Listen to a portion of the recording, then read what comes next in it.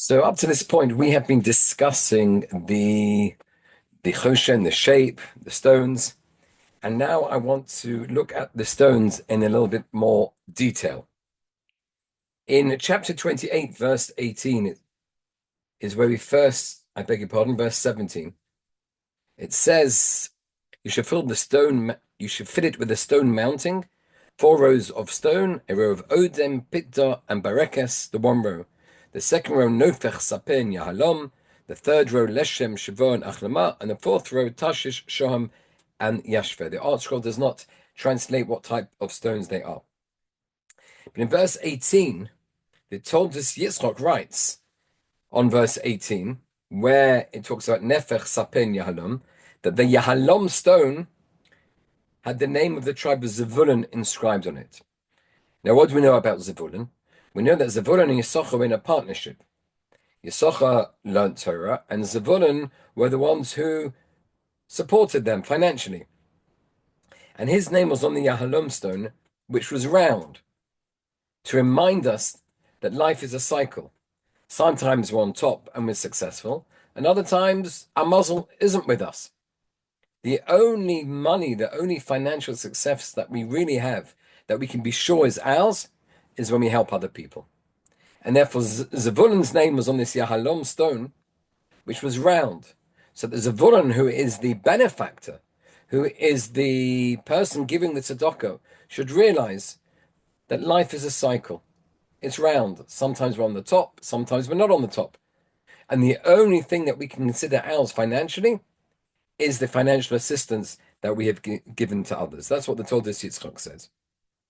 That was on the second row of the 3 stones. Then on the fourth row, we had Tarshish, Shoham, and Yishba. In the Gemara in Kedushin, Lamed Aleph, Gemara in Kedushin 31a, it tells us that Yishba was the stone of the tribe of Binyamin, and it was lost, and a replacement was bought from a non-Jew named Doron ben Asina, who displayed exemplary kibbud v'aim.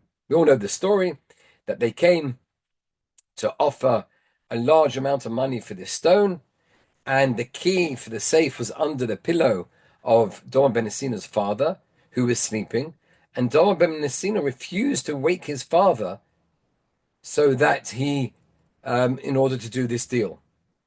And they went away, and as a reward, we know he was presented by God with a parah adumah, with a red heifer, and Chazal, the rabbis came back. They wanted to buy this red heifer, and he could have named his price. And he said, "Just give me the price that you wanted to pay for that stone that you wanted to buy off me." So this is the case of Doron ben Asina. Doron ben Asina, a non-Jew, is held up as the example for the level of kibbud of we're supposed to have. As an aside, my late father always told me, if they come to us, you wake me up and we do the deal. That's what he used to say. So the Meshech Chochmah writes that it's no accident, it's not a coincidence that this stone, that this story of kibbud v'aim was on the stone for Binyamin. Why? Because Binyamin was the one who had kibbud v'aim for his father Yaakov. The rest of the brothers were involved in the selling of Yosef, which caused tremendous aggravation to their father Yaakov. Yosef himself was involved because he never contacted his father whilst he was in Egypt. The only one who had nothing to do with the sale of Yosef was Binyamin. Therefore, he is held up as the example of kibbud v'aim, of honoring one's parents, and therefore it was his stone that led us to have this story of where we learn the importance of kibbud v'aim. That's the Meshech Chochmah says. Interestingly enough, in the Medrash Tanchuma, it says that before they were married, Yaakov wanted to marry Rachel, and he used to send her gifts. And these gifts were taken by Lavan, Rachel's father, and given to Leah.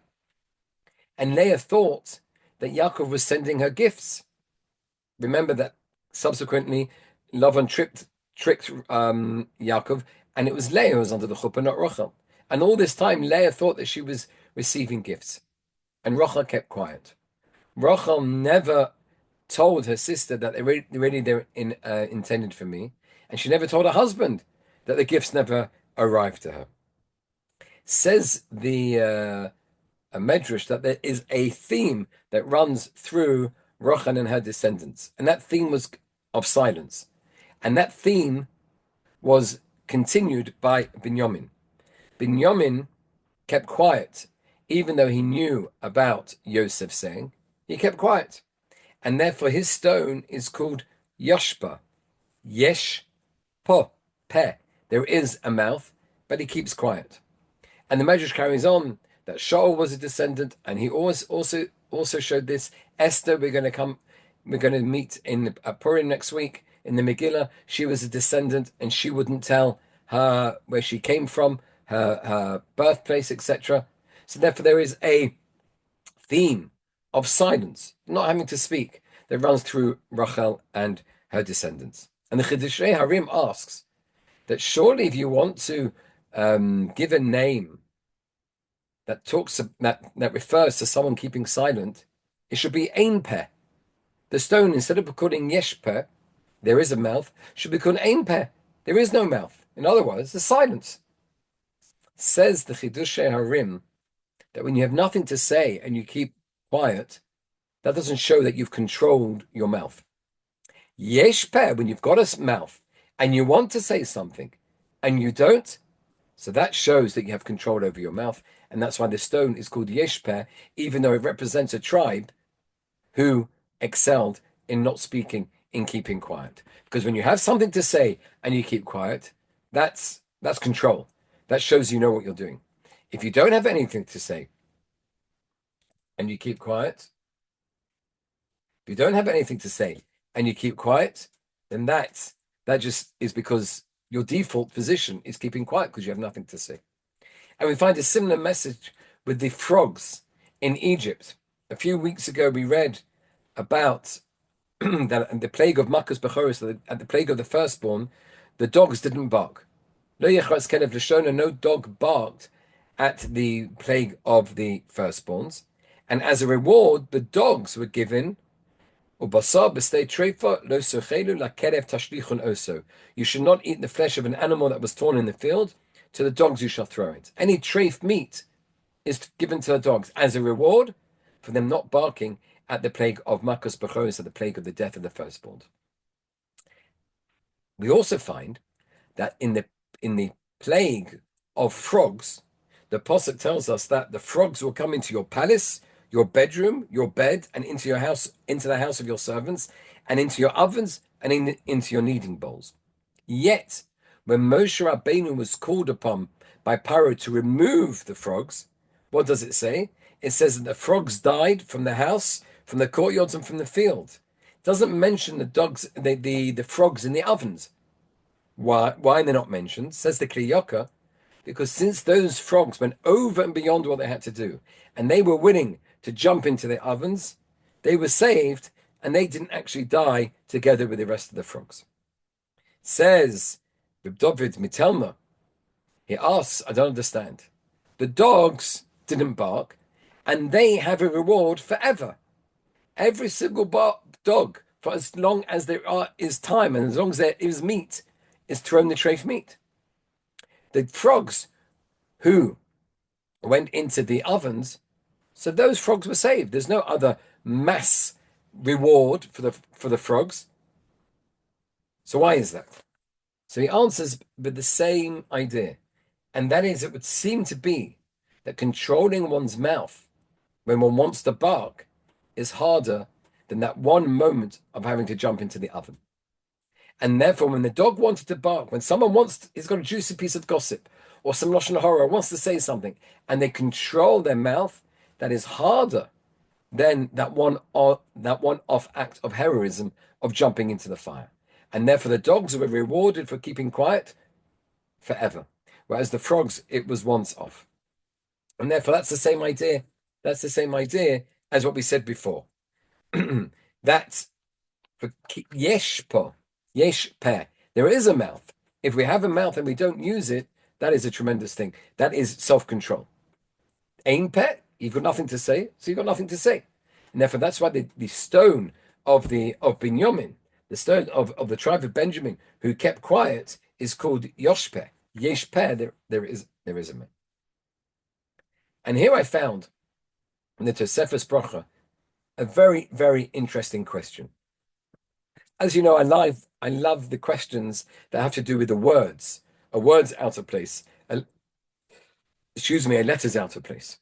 And we know in English, if you have a group of things, then before the last one of the group, you add the word and. A, B, and C. X, Y, and Z, and Z. So here we have the same thing as well. If you look at verse 17, which is the first verse discussing the stones, it says, Odem pitda uvarekes. Odem pitda and varekes. Good. Next verse, Nofech sapeh v'yahalom. Nofech sapeh and yahalom. Very good, consistent. The third one, Leshem shavo v'achlama. Leshem shavo and achlama. It's consistent. But when we get to verse 20, in the fourth row, it says Tarshish, the Shoham and Shoham, the Yoshpeh and Yoshpeh. It's not consistent. It should say Tarshish, Shoham, the Yoshpeh. Yoshpeh. Why, ask the Tosefos Bracha, is there an extra vav? And what I love about it is it's such a simple question. For me, it doesn't matter what the answer is now. The question is so beautiful. We read the Pesukim chick-chuck, one after the other. But if you read them carefully, you've got a system. This stone, the, and that stone. This stone, that stone, the. And it is something you have this stone, the, and that stone. Why is it? So he suggests an answer based on the Gemara in Brachos 15b that says, the Gemara there says when we read the Shema, we have to be very careful to put a space in between certain words where the last letter of the first word is the same letter as the first letter of the next word. For example, al levavecha, b'chol levavecha. We have to say al levavecha and not al levavecha, or b'chol levavecha and not b'chol levavecha. So he wants to suggest here as well, since in our verse we have Tarshish that ends with a shin, and Shoham, which begins with a shin, so the Torah puts in a vav to differentiate, and you shouldn't say Tarshish Shoham. Tarshish v'Shoham. It forces you to say the word properly, and that's why he suggests. As I said, I love the question. You see a pattern, why is the pattern not there? And it's true that if you look at all the others, there is no end letter, which is the beginning as the first letter, and therefore you don't need the vav in between. Okay. Verse 21. Va'avonim tiyena al shemos b'nei Yisrael. The Art Scroll translates it. The stones should be according to the names of the sons of Israel. Shteim Israel shemosam. 12 on the names. Pituchei chosam. Pituchei chosam, engraved like a signet ring. Ish al shemo tiyena. Each according to its name shall they be. The Shnei Ososhovet for 12 tribes. In other words, you have to write the names of the tribes on the stones. However, if we look at the words here and translate them literally, we've got a question. And if we're translating it literally, and the stone shall be al shemos b'nei Yisrael, on the names of the children of Israel. But it's not the stones that are on the names. You're engraving the names on the stone. So the order seems to be incorrect here. And the stone shall be al shemos b'nei Yisrael, on the names of the children of Israel. 12 for each tribe. Why does it say that the names are on the stone are on the names, rather than the names are on the stone? So here we have a few interesting ideas. And the first one we find in the Gemara in Yuma 73 teaches us that the letters of the Aleph base, all the letters of the Aleph base, were inscribed on the stones of the breastplate. And when the Kohen Gadol, the high priest, had a question, and he would ask the Urim and Turim, ask Hashem, the Urim Tumim would light up the letters on the breastplate, and there he would form his answer. However, the Gemara asks that in all the names of the tribes, you don't find the letter Tzadik. And therefore, Rabbi Shmuel Rabbi Yehuda answers that in addition to the names of the tribes, you have the names of the forefathers, Avraham, Yitzchak, Yaakov. And that's where you find the Tzadik. Good. The Gemara then asks, well, if we're asking that question, I'll ask you that the letter Tet is missing. And therefore the Gemara asks, in addition, you had the words Shiftei Yeshurun, the tribes of Israel, and there Shiftei has a Tet, and therefore Tet is found. So that was the question of the Gemara. Where's the Tzaddik? Avram, Yitzchak, and Yaakov. Where's the Tet? Shiftei Yeshurun. And that's when the Kohen Gadol would ask Hashem, the Urim V'Tumim would light up all the letters of the alphabet. He had all the letters of the alphabet at their disposal. Some Sofer quotes the Shev Yaakov, asks a very good question. Why does the Gemara first ask about the letter Tzadik when the letter Tet comes first in the alphabet? Whenever the Gemara asks a question, or whenever the Gemara brings a source, it's always the earliest. It makes sense that if the Gemara just made a statement, all the letters of the alphabet are there, of the alphabet are there, so then the first question that our Gemara would be, well, the Tet's not there. And then the Tzadik, because you're going in the order of the alphabet. So why does the Gemara ask first about Tzadi and then Tet? So the Chassam Sofer answers with the Medrash. And this Medrash will explain the words that we have difficulty with, V'havonim tiyena shmos bnei Yisrael, which seems to be saying that the stones were on the names of the children of Israel, when it should be that the names were written on the stones.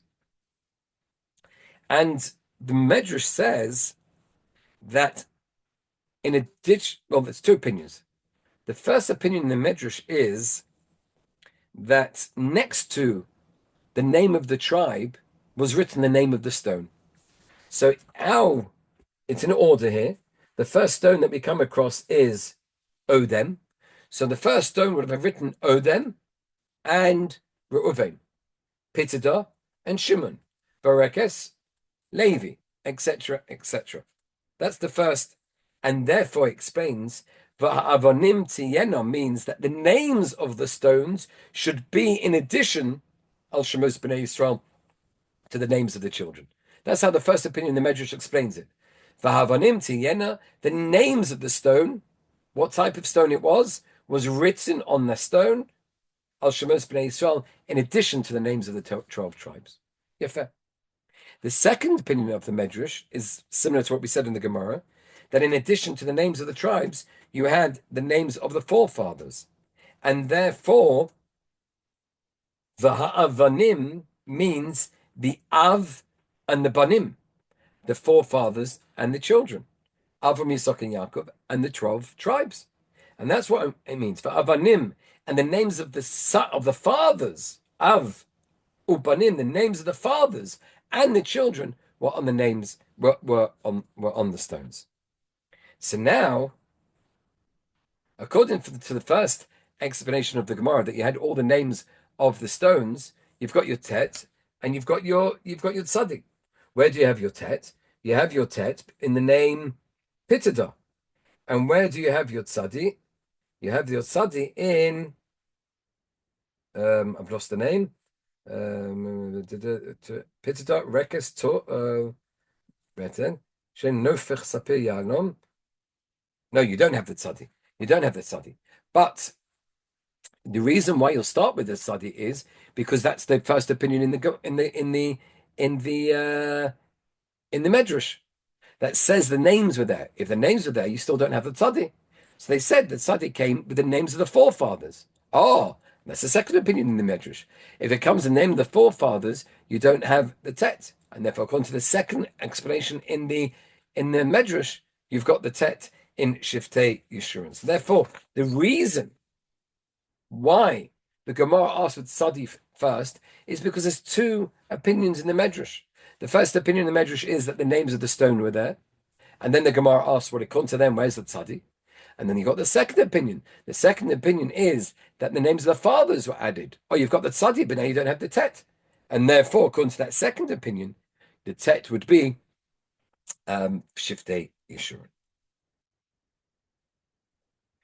So as we asked, and that's how you understand Avanim means the names of the stones, or Avanim is Av Uben, father and son. Ife. But now, in addition to that question, we have another question, and that is Pituche Chosom. Pituche Chosom means a signet ring. That's what the Art Scroll translates it. And here, Sure Lev Diskin has something which I just think is magnificent in its ingenuity. And that is, if you are inscribing the names of the tribes in the same way as you would inscribe something on a signet ring, that means you're inscribing them back to front in mirror writing. Why? Because if I'm preparing a stamp or a signet ring, so I have to prepare the letters back to front, mirror writing, so that when I stamp, it looks correct. So ask Yeshua ben Diskin. Two questions. Number one, what does it mean that the stones were on the names? That's our question, which we answered partly before, but he's also got that question. And number two, if the engraving was done in such a way as if they were engraving on a signet ring, then it's going to be back to front. So listen to this answer. It's mind-blowing. Says Yeshua Diskin, no. You're right. When they engraved on the stone, they engraved it like a signet ring, like a stamp, and it was back to front. So what did they do? They turned over the stone, and the stone was transparent. So now looking through the stone, you can see the name. So that answers our question. Yes, it was a signet ring. It was back to front, but they turned the stone over and placed it in the breastplate. Now we understand how the words of the Chumash make so much sense. Va'avanim tiena al shemos. The stone was on top of the name, correct? Because unlike my image, which I had before, which was we had the stone, and on the top of the stone we engraved the name. No, we engraved the name perhaps on one side of the stone, but it was back to front. So we had to flip it over. Then when we looked on top of the stone, when we looked down, we could see the name through the stone. Va'avanim tiena shemos Yisrael. The stone is on top of the name. It's just magnificent. So then we move to verse 23. And in verse 23 it says, V'asisa al hachoshen, and you should make on the breastplate. For the breastplate you should make 2 rings of gold, and you should place the 2 rings on the 2 ends of the breastplate. You had 2 rings at the ends of the breastplate. One of the Rishonim, Rabbeinu Chaim Paltiel, says that the first letters of the word Eshetei Tabaot, the 2 rings, spell out the word Isha, a woman. And this is the source, he says, for marrying a woman with a ring. You know, one of the ways you can marry a woman in Jewish law is to give her something of value. But it could be money, it could be anything. We give a ring. And that's become traditional. It's become traditional to give a ring. I've never asked, and I've been teaching Kiddushin for the past few years, why a ring? Why has it become traditional for a ring? So he says from here, from the breastplate, the words, Eshetei Tabaot, the 2 rings, spell out the word, the first letter spell out the word Isha. That's the custom, that's the source for the custom to give a ring. So the obvious question is, what's the breastplate got to do with marriage? Here we're talking about the breastplate of the high priest, of the Kohen Gadol. What's that got to do with marriage? What's that got to do with using a ring to get married? So one suggestion is that the relationship between a man and woman is built on trust, and the breastplate was on the heart of the Kohen Gadol. So therefore that's a connection. I feel that I trust you. It's all a matter of the heart. Okay, but perhaps we can do better. So Reb Chaim Shmulevitz quotes the Rashbam, who says that before a person enters their home, and certainly before they go into someone else's house, they have to make a noise so as not to intrude on someone else's privacy. Someone might be engaged in something private, which they don't want people to see in their house, so you can't just barge in. You have to make a noise. Today, that's called ringing the doorbell or knocking on the door. The Gemara in Pesachim 112a quotes Rabbi Yochanan, who said that before he went into his house, he used to shake and that would make a noise. The coins or whatever he's got on him would make a noise. And he based himself on the verse that talks about the high priest before he went into the holies of holies. He had rings, he had bells at the end of his tunic, the bottom of his tunic, that would ring before he went into as he moved. And therefore, in the same way as the high priest, it made a noise. He made a noise before he went into the holies of holies. So too, Rabbi Yochanan would make a noise before he went into his house. And Rabbi Chaim Shmulevitz asked the same question: how can you equate going into the holies of holies, the most sacred place in the entire universe? He went in or going into into the holies, where the menorah was, where the shulchan was, where the small mizbeach was. How can you equate that to us coming home? So Reb Chaim Shmulevitz says that's what the Torah wants to teach us. The Torah wants to teach us that our homes are a mini Beit HaMikdash, or a mini sanctuary. It is in our home where our relationship with God, when no one can see, is tested. The four walls of our house are going to testify on our behalf in front of the heavenly court. This is what I did right. This is what I did wrong when nobody was looking.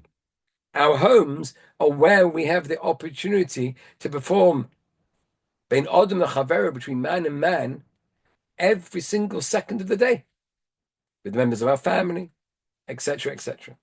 So therefore, says Reb Chaim Shmulevitz, is exactly fitting, because our homes are the holies of holies, are the holies in the temple. Why? Because that's where push comes to shove, and my relationship with God is tested. My relationship with God tested isn't tested so much when I'm in shul and everybody can see if I'm davening or not. It isn't tested so much when I'm outside in the street and there's certain societal norms that I have to observe, and therefore my behavior lives up to that. But when I'm at home and nobody can see me, nobody knows how I treat my wife, how I treat my kids, how I treat my neighbors. Neighbors they know, but nobody knows. Nobody knows how my relationship is with God behind closed doors. So that is the holies of holies, when nobody could see the priest entering. And therefore, if that's our home is the same as the holies of holies, marriage, when two people decide to start a house together, it's very fitting that the ring that the man gives is connected to the breastplate, which is also part of the Kohen Gadol. Excuse me. The message being that two people want to start their house. They want it to be a mikdash ma'at. They want it to be a small sanctuary. And therefore, in the same way as that breastplate remained on the heart of the Kohen Gadol and was not allowed to be removed, symbolizing holiness, symbolizing consistency, so too the ring symbolizes the fact that these two people want to build the same type of house, which is a house of purity, a house of holiness. So therefore, that is one idea of the ring that a man gives his wife for Kiddushin, being learned out from the rings at the side of the breastplate. Finally, let's look at verse 28, chapter 28, verse 28. They should attach the breastplate from its rings, that's what we just discussed, to the rings of the ephod. The ephod was like the apron that went on top of the tunic, with a turquoise woolen cord, so that it remain above the belt of the ephod, and the breastplate will not be loosened from upon the ephod. The Torah insists that the breastplate has to remain with the ephod of the high priest, and it must not be moved. The Gemara in Yuma 72a states that if someone were to separate between the breastplate and the ephod, they would incur the penalty of lashes for transgressing a positive commandment, a negative commandment, rather. Yaakov Kamenetsky's son in the Emissary Yaakov says that it's interesting, the ephod, that sort of back to front apron that the Kohen Gadol wore, but there's a picture of it on page 469 in the Art Scroll and 467 in the Art Scroll. That atoned for the sin of idol worship, while the breastplate, as we discussed at the beginning of the share, atones for miscarriage of justice. So what's the connection here? What's the connection between these two garments, the ephod and the choshen, the breastplate and the ephod, that they mustn't be separated one from another? What's the connection between idol worship and miscarriage of justice, perverting justice as a judge? So Yaakov explains that the two sins are linked by the underlying fact that they stem from faulty reasoning. We all understand if a judge is guilty of a miscarriage of justice on purpose, that means that he knows that A should win the case, but he decides through faulty justice, I'm going to give it to B. So that's clear. What's not so clear to us, and what we're not so, is idol worship is the same. It's faulty, excuse me, it's faulty reasoning. If anybody would logically sit down and work out, they'd have to conclude that idol worship is useless. Idol worship is a waste of time. And therefore, both idol worship and a miscarriage of justice are because we're not using our logical ability properly. And therefore, that's the message by keeping them together. At all times, we have to think about what we're doing. We mentioned it, it's a favorite Dvar Torah of mine. We mentioned a few weeks ago that the mon table, when the Jews came out of Egypt and they had the manna from heaven, so the mon could taste of whatever you thought about. Ask the Chofetz Chaim, and what happens if you didn't think? What was its default taste? Says the Chofetz Chaim, there's no such thing as a Jew who doesn't think. That's the lesson from the mon. And here we got the same lesson here as well. Faulty reasoning is behind idol worship. Faulty reasoning is behind miscarriage of justice. The fact that they can never be removed, never parted from each other. The Choshen and the ephod is to tell us a Jew always has to think. But Moshe Feinstein gives a slightly different reason why the two had to remain together. And that is that both the sin of idol worship and the sin of miscarriage of justice stem from a lack of faith in the Almighty. So obviously we can understand somebody who serves idols is obviously doesn't have a relationship, doesn't have a proper relationship with God. Otherwise, how could they worship idols? But how is miscarriage of justice, me as a judge, and not giving the right psak, how is that miscarriage of justice? Because it's always the same. If I think something, I deserve something, when it doesn't belong to me, that is saying to God, your division in the world is incorrect. God has decided that I am entitled to X. If I work, I will get X. If I put in effort, I will get X. I've decided that I want X plus. And therefore, by taking something that doesn't belong to me, or making sure that someone else gets something that doesn't belong to them, I'm in fact saying to God, your division is incorrect. And that's also a lack of emunah. And therefore, whenever we try and be dishonest in whatever it may be, at the root of it, there's a lack of faith in God. Because if I had faith in God, it's not mine. What can I do? God doesn't want to give it to me. And I'm happy with that. God knows best. But when I try and get something which isn't mine, so that shows a lack of faith in God. And therefore, idol worship, which is the sin which is atoned by through the ephod, and miscarriage of justice, which is the sin which is atoned for through the breastplate, have at their root a lack of faith in God, and therefore they're not allowed to be separated. The Kli Yakar finds another connection between these two garments, the ephod and the choshen, and he writes that the words ma'aseh choshev, which we translate as a woven design, are only found by these two garments, nothing else. The ephod and the choshen, the breastplate. Literally, the word choshev means to think. And the Kli Yakar suggests, as we said before, this is because they atone for sins which are because either we didn't think or we had faulty thinking. The sin of idol worship is the only sin for which we are punished for the thought process as well as the action. Normally, if I think I have a thought to sin, but I don't do anything, okay, there's no punishment.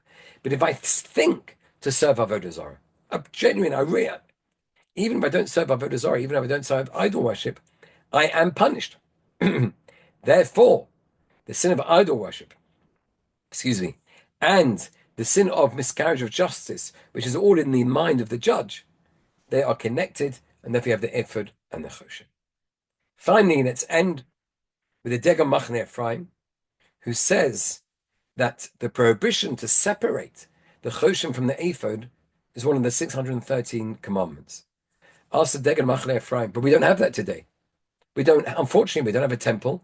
We don't have Kohanim administering the temple, and we don't have their clothes.